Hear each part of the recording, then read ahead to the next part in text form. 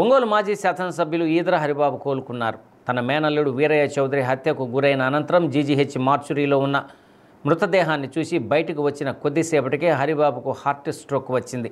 వెంటనే వెంకటరమణ హాస్పిటల్లో చేర్పించారు. అక్కడి నుండి రమేష్ సంఘమిత్ర హాస్పిటల్కు తరలించారు. 4 రోజుల పాటు ఐసీయూలో ఉన్న హరిబాబు కోలుకోవడంతో రూమ్కు షిఫ్ట్ చేశారు.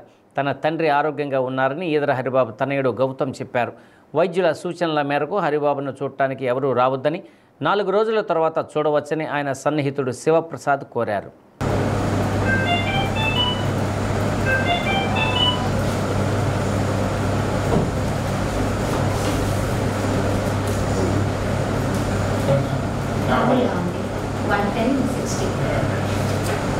మాజీ ఎమ్మెల్యే గారు ఈదర హరిబాబు గారు గత 4 రోజుల నుంచి హాస్పిటల్లో ఉన్నారు. ఆయన పూర్తిగా కోలుకొని ఇప్పుడే రూమ్కి షిఫ్ట్ చేయడం జరిగింది. ఆయన ఆరోగ్యం అంతా నిలకడగా ఉంది.